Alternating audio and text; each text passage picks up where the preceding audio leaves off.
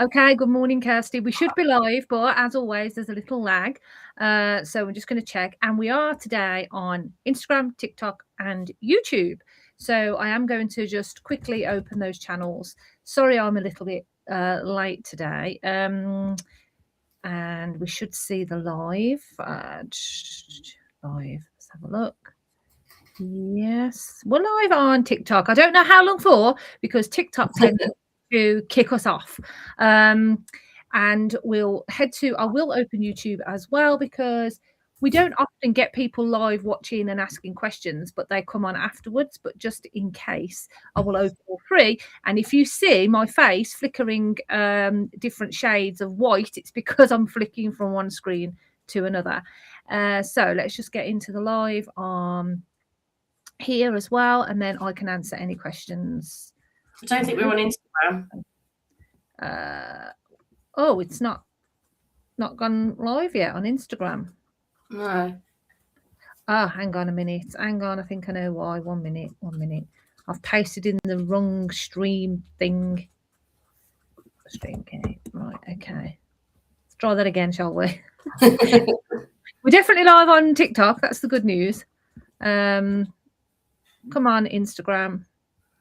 And we are live. We should be live on YouTube, but I can't actually see the live on YouTube. So that's a nightmare, that is. Let's have a look and see if it will allow. Okay, yes, we are. I can see it. So if you are on YouTube joining us, ask questions. I'll be checking the chat. If you are on TikTok joining us, ask questions. I'll be checking the chat. And if you are on Instagram, please ask questions. We'll be checking the chat. We're live everywhere. That's amazing. Don't know how long for. We'll wait and see. So welcome back to the VA Live Lounge. We weren't here last week. Sorry, I've got a dog in the room and he's chewing a wrapper. And we are on episode 32 today, and we're talking about getting clients in a crowded market and what is still working in 2026. And I think this is a brilliant time to have this topic because I've been banging on now for a week about this time last week. I was at an amazing strategy, the awesome Lisa Johnson. Can you hear me? Because my face is frozen on my. Yeah, we can hear you. Yeah. You can't hear me. We can hear you. Oh, okay. And yeah, and so if you don't know who she is, she's like a Sunday Times bestseller, rags to riches story, a business strategist and coach, and is just really incredible. And in our VA agency, we pivoted last year to the OBM space, and we do help businesses with strategy, but it's always good to keep your knowledge, going. And so even though I'm in that space too, you can never know enough. And so when I went there, I learned a lot.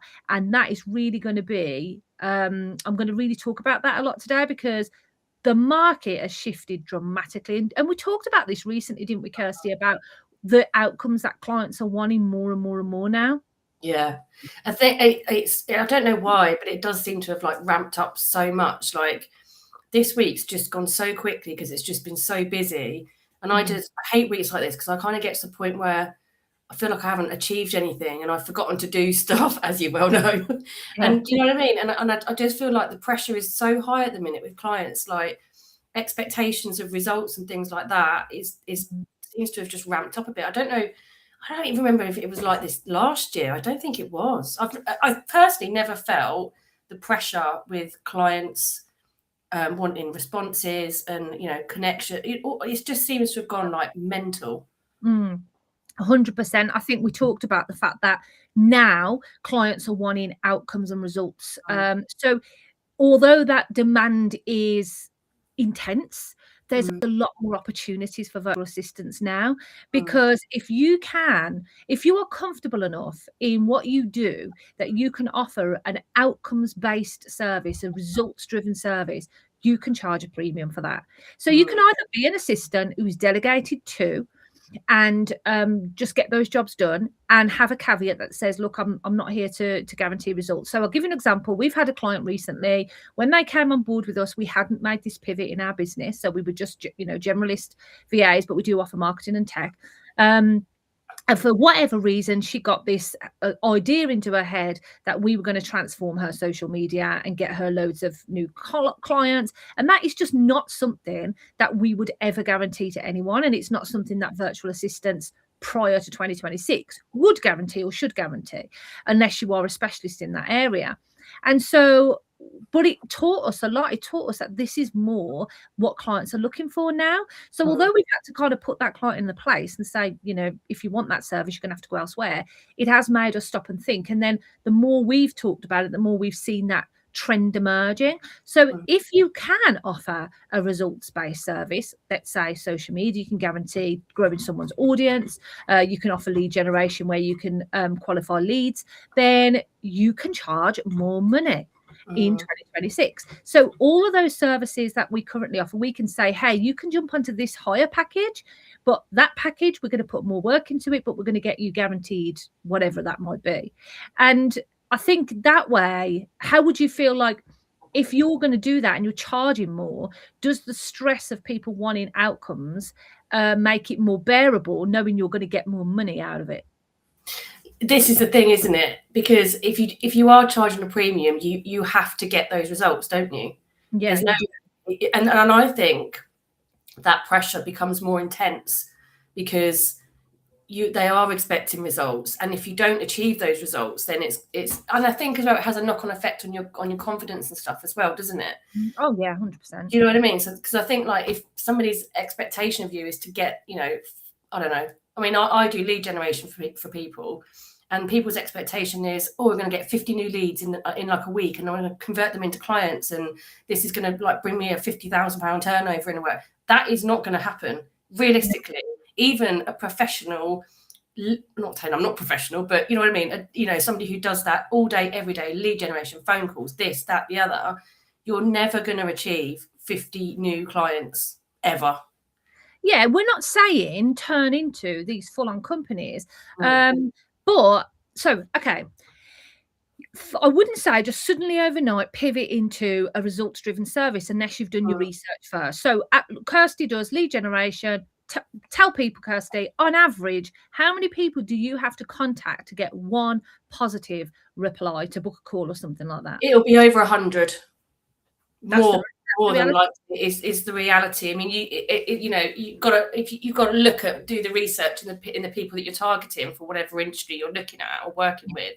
But you're never going to send 100 messages and get 99 responses. It just doesn't happen. I've done lead generation for years and years. I think we worked out about 130, 134 on average, didn't we? And that's important. If you can track your data, your metrics and your results, then you can start to see where you can get outcomes for clients. This can't just be like a fluffy offer. You have to really know what you're doing. I'll give you a really good example. The most important thing that you can do ever, whether it's 2026 or not, is build your audience, right? Build your audience, build your client's audience. Audience building, you should be spending 80% of your time doing, right? And this is why. So one of the things we offer clients is launch strategy. So we go in and we show them how to launch correctly and we help them implement it. So what does that mean? That means that for example, we've just had a client come to us. They want people to sign up for coaching, a group coaching and then one-to-one coaching. So you can't just go out there and say, hey guys, guess what I'm doing? I'm doing coaching. No one will care. They might care, though, if they knew you and they liked you and they trusted you and they were warm to you. So the way you do that is you build up your audience first. You get them into your mailing list. You get them to know you. And so what we did was we said, right, we looked at what she was currently offering. She was currently offering a discovery call. Everybody offers discovery calls, but she was doing career change coaching. So it was more beneficial to offer an advice call. And then an advice call is people just feeling like they're going to get someone to listen to them. A bit like when solicitors offer a free hour of consultation. You know, at the end of it, they're going to have a pitch. So we changed that to an advice call, and then we put in a masterclass. So the masterclass was going to be free. It's going to get people to talk about career change. And then that was going to lead them into the group program, and the group program would then eventually lead into ongoing coaching. That is a funnel. That is a lead magnet funnel. Okay. And although it might not always work, it does build your audience, which is important. So this client had gone from getting no calls and no people showing up to previous masterclasses to 5 advice calls in that first month that we ran this for her, and 22 people signed up for the masterclass. The masterclass was last night. How many people showed up? How Do many you people? know? I know. Do you know? Yeah. 1. One. That is the rate of attrition when you are doing this kind of thing. You 1 to 2% of people will buy from your audience. So you've got to have about 1,000 people in your mailing list to get anywhere near the kind of sales you want to get and beyond, right? So look, it's not a lost cause. This is what we told her going in. This is likely to happen.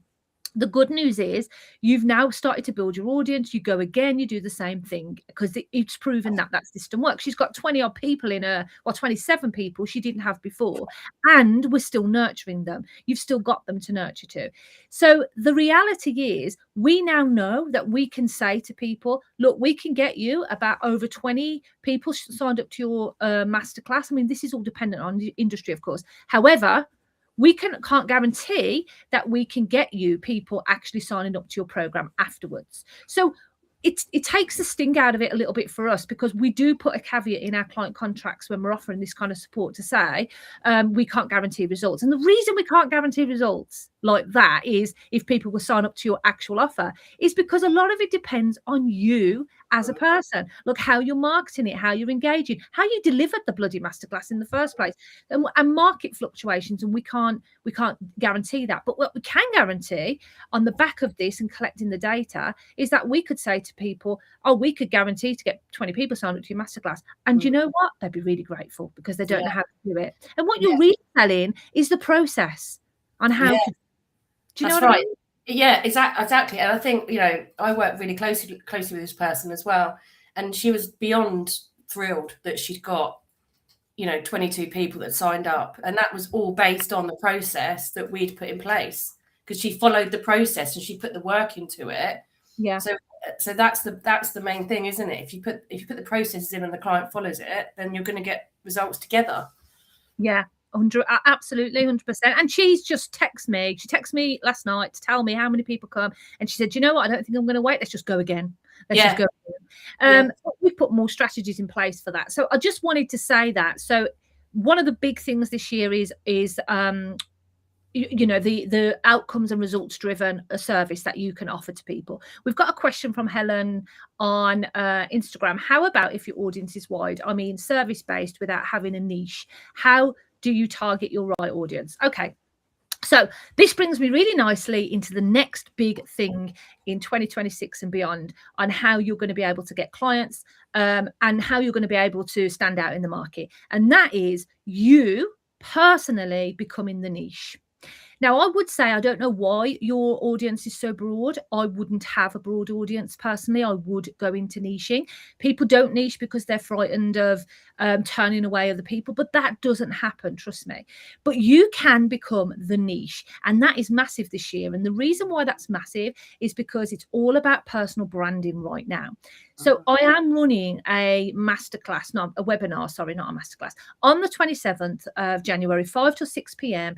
Head to the link in the bio. You can join that, register for free, and it's all about nailing your niche. It's about what you're going to have to do this year to nail your niche, and you become the niche. So let me give you an example. I've been telling this story a lot lately. I'll try to keep it brief. I started my first business in 2004. I started an ironing business as a side hustle to the job I had working in a school, what was really shit pay. And pretty soon my ironing money started to become more than my income. So I quit that and I went all in on the ironing. And then one day I had a call from a company that offered or gave out chair covers to brides and grooms or to wedding venues, and the nice cotton ones, not the stretchy ones that you would see in weddings. And they needed about 100 or so laundering, ironing, hanging up on hangers and returning. Obviously, I said yes, because that's an opportunities kind of thing I would say yes to. I only had a little car at the time. It was a proper little old banger, a Fiat Cinquecento. It rattled when it went more than 50 miles an hour. So I said, yeah, I did it. And I thought, well, this is interesting. And then I started to get a few more inquiries. And I realised there was a gap in the market, because Nobody else was doing this service. You could take your chair covers to a laundrette. They will wash them and they might even iron them. They weren't going to hang them up and deliver them. And you could do the same with a dry clean, and they probably wouldn't even touch them, or it would be really expensive. I ended up, cutting a long story short, becoming the go-to service provider for laundry and ironing chair covers for events companies, not just chair covers, tablecloths, events companies, wedding suppliers and wedding venues in the West Midlands. And I ran that business till 2014. I ended up going from a car to a combi van to a massive Volkswagen LT32 that I had customized with rails in the back to hang up all the chair covers. And I was still jumping in and out of that van, 10 months pregnant. But I became a niche in that situation because I had a particular skill set that no one else had at the time. So although the industry was the niche, I was too the personal niche behind that. So if you've got a skill set that you can offer to people, it might be funnel building, it might be and something in AI. We keep talking about AI, but we'll come back to that separately. Whatever your particular skill set is, you niche solely into that and you become the niche. Does that kind of, spark any ideas off, Helen? And if not, then come to my bloody masterclass and you're going to learn a lot more about it. What do you think about that, Kirsty? Because we keep talking about your specialism, which is in Amazon, and you don't actually do anything in it. You haven't become the niche for whatever reason. No, it's quite interesting, isn't it? But I think as well, on the flip side, I think there seems to be this big trend at the moment with people really getting to know you as a person. I'm not talking about, going on the internet and pouring your heart out to your problems and all that, but people like to know your story. So they like to feel like they know you. So you're sort of building a journey with that person. It's quite interesting you say about that, because I've actually changed the way I work with one of my clients to do that, to build that audience specific to them, because previously we were just connecting with everybody on LinkedIn, chucking a load of posts out that didn't really make any sense to anybody. But now we've moved into an area where we're focusing on the more the segments that are more relative to her business, and it's proving that that's the way to go.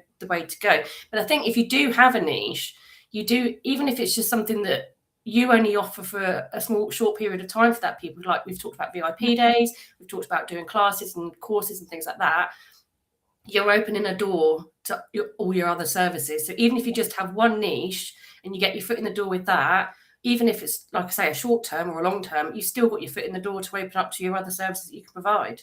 Yeah, that's it. And we keep saying this because now the market has opened up for virtual assistants so much, because we used to have to just deliver packages and it was admin and it might be marketing and it might be a bit of tech.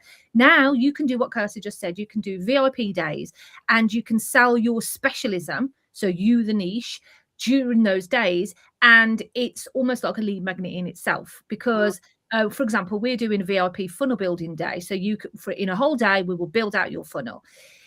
That what will happen is somebody will be so grateful that they will have that funnel built out, but then they still won't understand the tech, and then they'll take on our ongoing services. So that's what Kirsty's saying about getting your foot in the door. So thinking about your particular skill set that you can turn into a niche on its own, so you become the niche, how you can turn that into a one-off service, and how that one-off service can lead into ongoing services. Lisa Johnson has what she calls an ascension ladder. So you have your free offer, or you have your cheap offer, and then that leads into your main offer, and then your VIP offer, and then the big one. Now that works well for coaching, maybe not in our industry. What I do is our low cost offer would be something like, actually, I've got it written out, haven't I? So I've just shared it with Kirsty this week. But our low cost offer would be something like, let's say, it's kind of back to front for us, because what costs more in the end is people on an ongoing service, but it's cheaper when in the first month. So we offer let's say the VIP funnel day. So they come in and they go into pay $399. That's the low cost offer for that. And then they think, well, I want to be able to launch correctly now. So how do I do that? Well, they're going to sign up to our launch strategy blueprint. That's £600. And then on the back of that, they're going to say, well, I don't know how to implement that. Can you offer that for us? course, yeah, we can do that. We can do that on a monthly ongoing support rate, which is lower than both of those, but will bring in more money over time. So really think about what you can offer from a one-off perspective, how that can lead into another service and another. This is like marketing where you're kind of funneling people through from one thing to another thing, but they're getting the same thing all the way through. They're getting the same thing, but they need more of you. They need more of your skill set. So how can you become in more demand? And the other brilliant thing to think about, and this is something she taught me, I don't want to take all the kudos, is envisage what the next thing they're going to need is. Where will they go after you to buy, and how can you offer it now? Do you know what I mean? Yeah, that is a good point. And I also think that a lot of people, we've said it 100 times before, a lot of people won't actually know what you can actually do. So it will be a case of implementing one thing, and then you can tell them about other things that will lead on to more and more services. My voice is going on. Yeah, and that does happen. It happens a lot. You know, we've had clients come in, we used to do a 5-hour trial. We don't do trials now, but we did trial. The trial that would then naturally get them an opportunity to see what your services were all about, and then they would stay on because now they can't do without you anymore. And I still think if you're a solo VA, and it's scary as hell, I know, but offering a 5-hour free trial is a really good way to get people, because you still get them to sign up to your subscription. You just put a coupon code, so they get 100% off for the first month, and then it just naturally ticks over. The responsibilities on them to cancel, and most of them don't. They join the service and they stay with you. But I think that point about additional services that you can offer, we've seen that in the last year, particularly with one of our clients that's in a painter and decorator, renovations rather. And it first started out with phone calls, and then it went to, can you manage my inbox, or can you what else was it? We'll sort out my website, or can you look at my social media? And now we've completely rebranded his whole business, so everything is now uniformed in terms of estimates, invoices. Everything's completely uniformed, and it because he didn't understand what we could do for him. He just thought we were there to answer the phone. When I actually sat and spoke to him about it, and now he can't do without me. Like, he's on pause at the moment, and he's desperately trying to, because he's quiet at the moment, and he's desperately trying to get the funds in to rebook me, because I've got him to that point where he wouldn't know how to do any of that stuff without me, and he's openly said that to me. You know what? That's the brilliant thing is about this particular client Kirsty's talking about, is he came in on one of our Simply Admin plans, which is our lowest plan, and then naturally moved up to the marketing plan. That's another way you can do it. And the problem is VAs will take inquiry calls and they just want to throw everything at people to tell them everything that they can do. And I know the temptation's real, I get it. But what happens a lot of the time is the person you're having the call with will be like, yeah, that sounds amazing. And then you'll never hear from them again because you've totally overwhelmed them. The best thing you can do is let them do all the talking. You just be, oh God, I hear you, repeat back to them, and just answer the specific problem. Don't tell them about everything else you can do. Like Kirsty's just said, they're naturally going to find that out over time. You're going to be able to drip feed that to them. We do an onboarding process where they get emails every week for a month when they first come in, which slowly integrates them into all of the other things that we can do for them. So you don't have to rush to tell people every problem that you can solve. Showing them in a VIP day, or in a 2-hour session, or in a free trial is enough.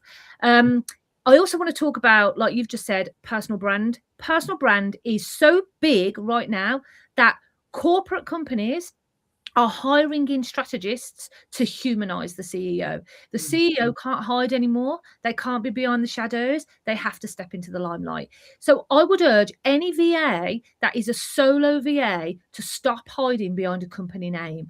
I would say, put yourself out there as, for example, Kirsty could have been Kirsty Moore, Amazon specialist, Amazon sales specialist, and admin support pro, something like that in your bio. You would be saying what you do, how you help, but your name, because you need to become the brand. Okay. Think about people like Ben Francis from Gymshark and Richard Branson from Virgin. They're not always talking about business. What are they talking about? They're talking about their values, what's important to them, their past, how they got started, the charities that they support, things that happened to them as a child. They're open. Richard Branson's open about being dyslexic, not understanding numbers. Ben Francis talks about starting out in his bedroom. You know, people want to know who is behind the brand. They want to know your story.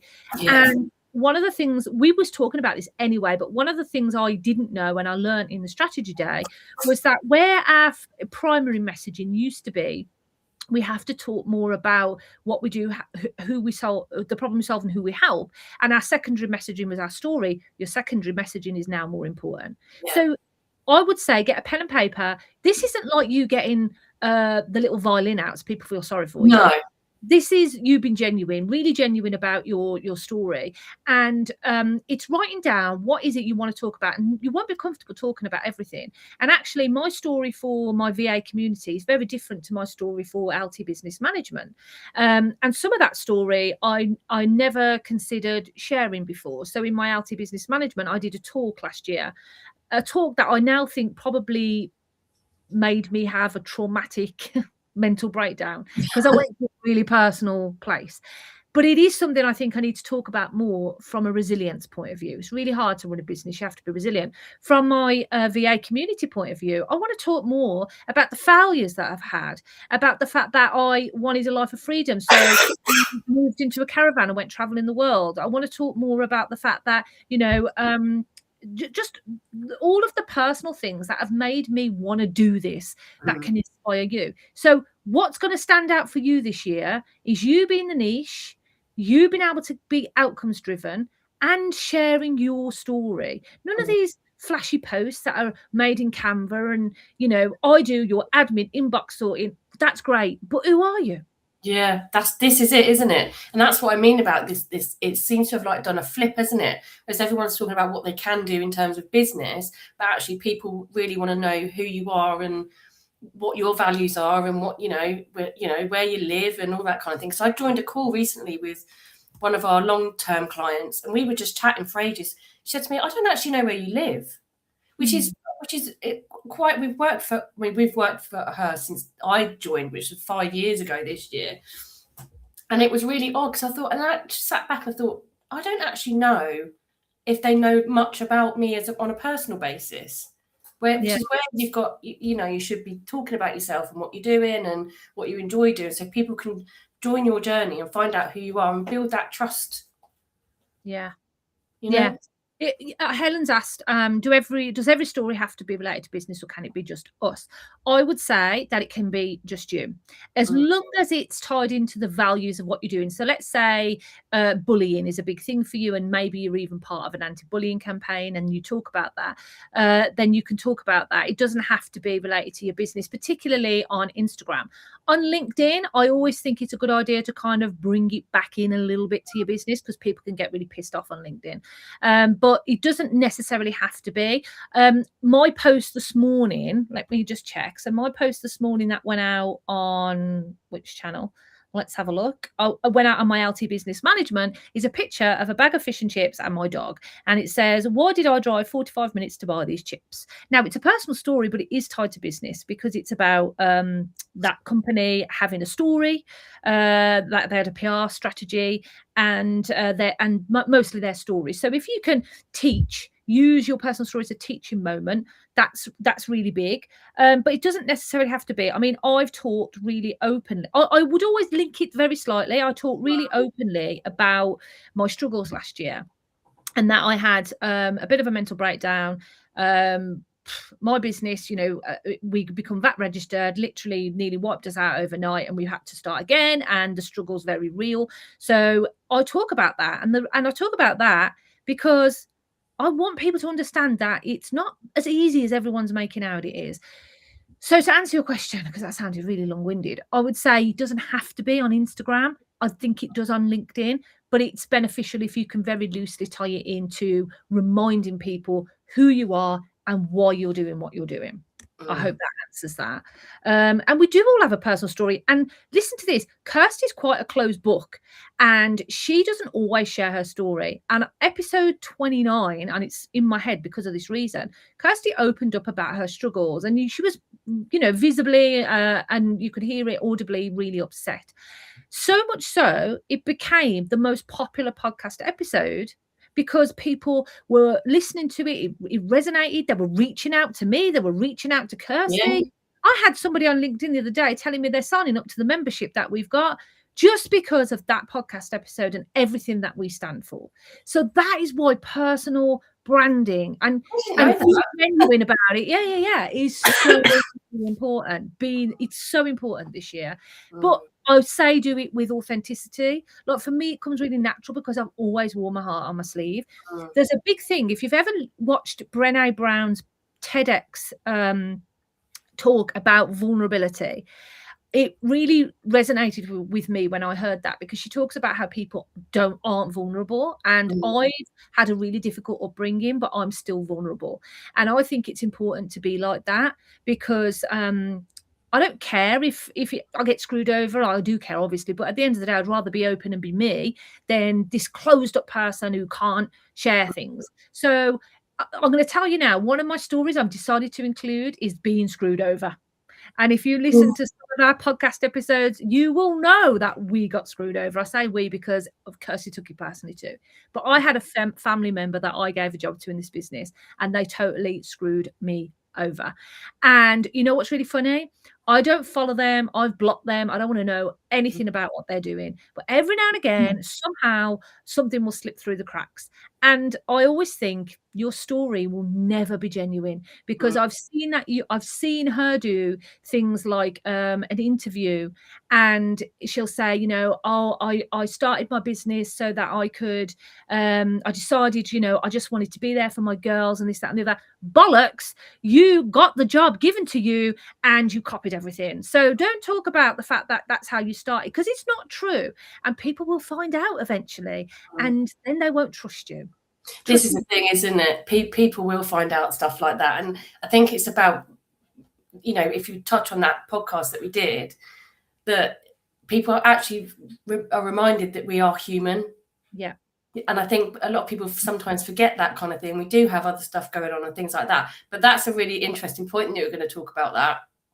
Can't wait for that. Talk about it. Why have I got to hide? It's a real story. It really happened to me, and it really knocked me about. We cried on that day. Yeah. Yes. Yeah. I was so upset. Sometimes I don't get upset now. That's a lie.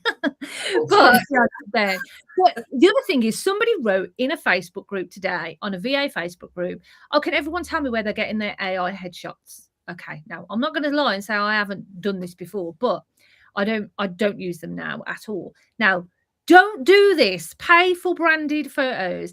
If people want, the reason why people want authenticity, they want you, they want to know who you are now more than ever, is because we're in this freaking fake world. It's full of AI. Nobody knows what's real and what's not, which means there's a trust recession. People don't trust people anymore. You don't know what's real and what's not. If you start putting AI headshots up that are fake, or AI pictures, and someone says, oh, I love that top, and you go, thanks, and then they find out it's not real, guess what happens? They stop trusting you. So you've got to start being genuinely you and putting yourself out there. And I know it's not easy and it's not natural for everybody, and not everyone wants to do videos, and I'm not saying you have to. On LinkedIn, I'll tell you what works really well: just a static image of yourself. Doesn't need to be the same as what you're putting on Instagram. Just a static image of yourself walking in the park, eating a burger, having a cup of tea. It doesn't matter what it is. The caption is what matters. That's what's important in LinkedIn. In Instagram, if you don't want to do videos, don't do them. Do stories.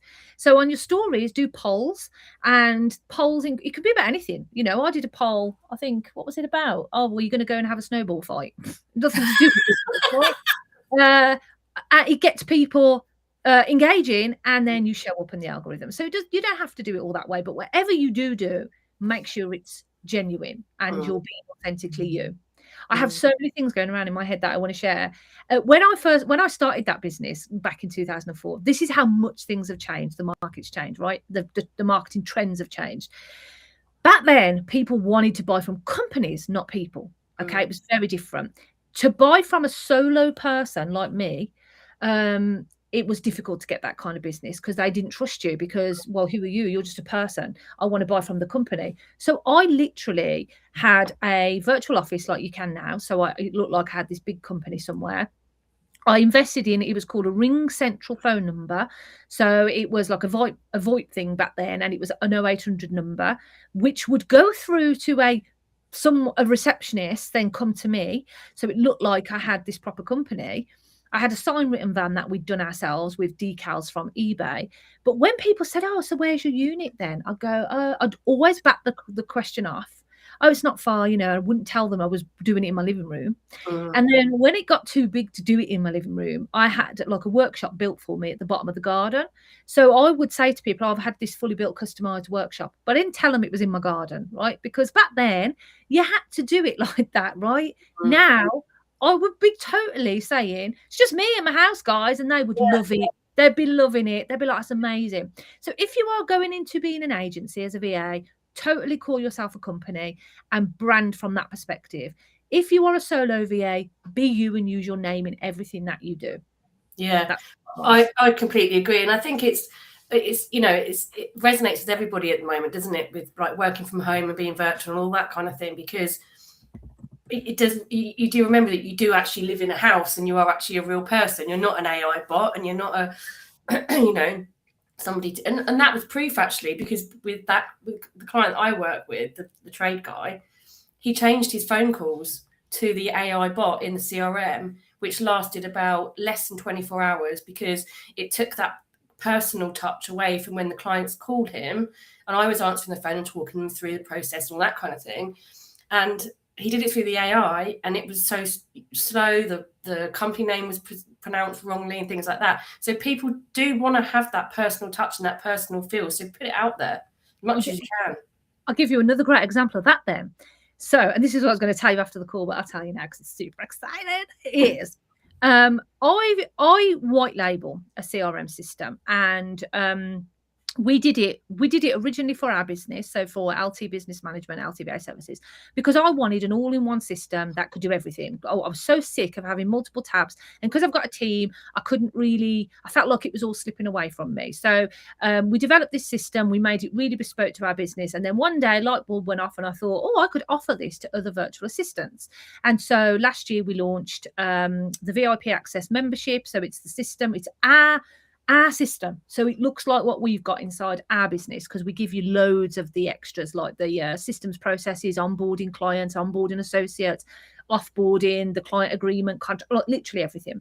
And then we have our growth essentials, because the VIP get masterclasses and the growth essentials you don't. And so so we put this out there, and we've started to slowly build this up for VAs that want a system that can grow their business. There's loads of other people doing this. There's one really big company doing this. I'm not going to say who it is, but this is a company that just grew too fast, right? Grew so big that the support really slipped. And we've been in this Facebook group for years, haven't we? For like, you know what we're talking about. We've been in this group for about 2 years now. And I'm not the kind of person who would go in there and try to steal somebody's business away from them. They've worked really hard on that. So we don't do that. But what we will do is we will give advice and support. And if people are really unhappy or disgruntled, then they've become more and more disgruntled because the customer service has got so poor, because they've got so big, is we have then said to them, look, we can help with that. More along the signs of, we don't offer them the system. We'll say, well, we can help with your funnels. We can help with this kind of thing. More to get the support of, the services, the tech services that we offer, but not the CRM system. However, yesterday, somebody posted in there that they're leaving the company, and is there an alternative? So I said on a comment, I didn't think anything of it, to be honest. And I said on this comment, yeah, we have the same white labeled system, and we can offer it from, as little as this per month, which is miles cheaper, if you want to have a chat. I opened my inbox this morning, flooded with messages of people I wasn't expecting. I looked at it and I had to look again. And there were 16 people so far, and counting, that have reached out to that comment and said, oh, we're so unhappy. Well, how can we move to you? I can't believe it, right? That's called breadcrumbing, by the way. So that form of outreach marketing is called breadcrumbing, where you go onto other people's posts, their comments, and you can sell your services that way, just in case you didn't know. So yeah, I wanted them all. I'm like, but the reason is that company has lost its personal brand. Yeah. When they started out, they had a massive personal brand, didn't they? And they were very much present in that Facebook group, responding to messages and things like that. And now they've, as you said, they've completely disappeared. Yeah, completely. It's not even that. It's just that they spend so much time on trying to get more people in through challenges and masterclasses and stuff, and it's all just to get them in. But the end consumer bit, which is the bit that needs to support them, it just isn't there. It isn't there, and so that goes to show, doesn't it? If you can become that person who can solve that problem, and you do it in a really personal, authentic way, I think that's massive. And this year, that's what's going to stand out more than anything. That's amazing. I know. So I'll have to check if there's any more. But it's exciting for us because we're still really small, and we wanted to keep it small and do it in drips and drabs because we didn't want what's happened to them to happen to us. But if you are interested in the membership, I'll put it in the show notes for the podcast next week. Just drop me a DM and I'll let you know a little bit about it. So these are the things we think, to recap, are going to be big this year and beyond. And we don't just think it. These are big industry people telling us this as well. We're listening to what's going on out there. So it's you becoming the niche. It's your personal brand. It's thinking about additional services that you can sell at VIP days that solve a problem there and now and quickly and fast. And it's AI. So if you can niche into a really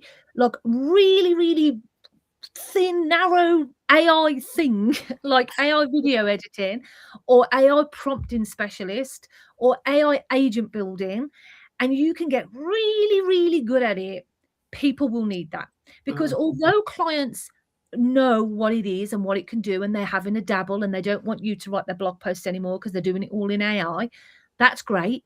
But they're still time poor and they still can't do it all. So if you can offer something in AI that becomes niched as well, and then tell people, well, I could have done that for you quicker, faster in AI, you can win clients that way this year as well.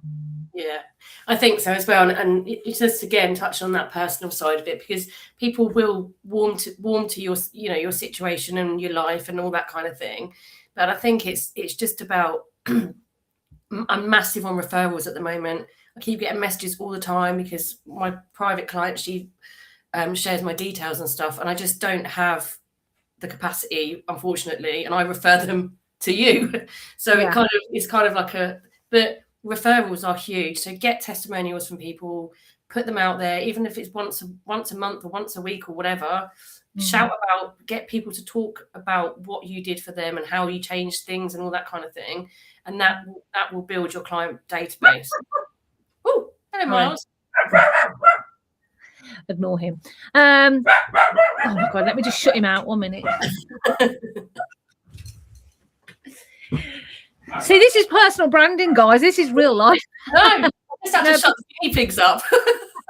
Now, before we finish, if you've got any questions, pop them in. Another big thing this year is experiential marketing. So what does that mean? That means doing things in person. And I know that you're remote, but you can do this and make those connections with your clients to see what collaborations there are. Let me give you an example. We keep on really friendly terms with our past clients to the point where we just had a referral come in where we sent out a proposal for £6,300 on the back of a referral for a client that hasn't worked with us for 3 years because they still love us, right? We've got a client at the moment that love our services. They love what we do. They've asked us to come sponsor their event. This is a staging business in London next week.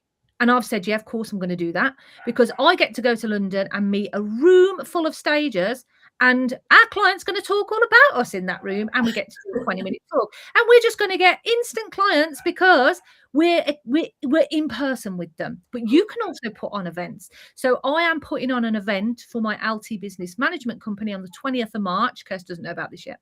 Which might, I can't remember. I don't know what I talked to her about half the time. With a life coach that I know through networking, where we can help business owners live in the present moment and really stop goal planning like a million miles ahead. Because when you do that, you stop thinking about the here and now. And we're going to do that. That's an experiential marketing tactic, because we're going to have them in the room. They're going to see us as authority figures. We know what we're talking about, and then they might want to take on our additional services. So there's so many like doors opening right now that you can really take advantage of. So let's just check the comments if you've got anything else. Just a reminder, we are really trying to get this podcast. So this is a live right now, but the VI Live Lounge, VA Live Lounge gets repurposed every week on a Friday as a podcast. It's on Spotify, it's on Apple, it's, you know, whatever you want it to be. And it's on our morethanava.org/podcast page, so you can see all the back episodes. Please, please, right now, after we finish, go to your normal streaming channel, look up the VA Live Lounge and subscribe. And let's get a VA-based podcast at the top of the industry charts. That would be bloody incredible. And also we can keep doing it, because we take time out of our week, every week, away from clients, away from work, to do this for free to help you. And so many of our episodes are full of advice and tips to help you with marketing, getting clients, dealing with burnout, talking about real struggles. And so go and have a listen to them if you haven't. To remind you, we have a webinar, not a masterclass, next week on Thursday, 27th, and that is all about nailing your niche. You can head to the link in the bio for that. We also have an actual masterclass on the 29th. This is branding with a special guest, Hayley Appleby-Burt, who is absolutely awesome and right on the theme, because she's coming to talk about personal branding this year, and she's an expert in this field. You can get that for free if you are a VIP Access member, because all our VIP Access members get the monthly guest masterclasses free. If you're not, it's $8.99. That's all it is. So drop me a DM for more information about that. I can send that over. And also, don't forget, we do have our VIP Access membership. You get our exact system that we've just talked about, the monthly guest masterclasses, the replays. We do fortnightly tech videos that we put in to help you get more and more advanced in the workflows and things like that you can add. Again, it's £55 a month. You can cancel any time. And Growth Essentials gives you the whole system, but not the masterclasses, and that's £35 a month. All of this is designed to help you. We've also got a Facebook channel, I Am More Than a VA. Please go join that. There's loads of stuff in there. We're doing more and more in there to help you. And we do a weekly live in there. Well, I do a 15-minute quick win. So Thursday, 12:45 to 1, just 15 minutes talking like this, where I'm going to help you in your business, because I'm really super passionate about it. Next week, all of that stuff will be in the show notes, but head to the links everywhere and just DM me if you've got any information. Kirsty, is there anything you want to say before we wrap up? No, that's it, I think. Helen said, thank you. You're welcome, Helen. Thank you. Thank you for coming. It makes such a difference when people come on and they ask questions. And that's part of why we love it. And if anyone wants to be a guest, head to morethanava.org/podcast and come join the podcast. You don't have to be a VA. You can be anybody. You can talk about your specialism. You can talk about things that you've done. We've had people in the travel industry on. We've had people that have talked about how they went from working in the circus to being a VA. We've had Vicky on talking about how disabilities haven't stood in her way. Anything that you can do, there's a form on there to fill in. We really do want more guests this year. We haven't had guests for a while, and we'd love to have more guests. And so, yeah, we're back next week. And next week, we're going to be talking about what to do when a client pushes your boundaries. Oh, a daily struggle of mine. Expect real conversations, because we do deep and dirty when we talk about this kind of stuff, don't we? So, yeah, have a great weekend, everybody.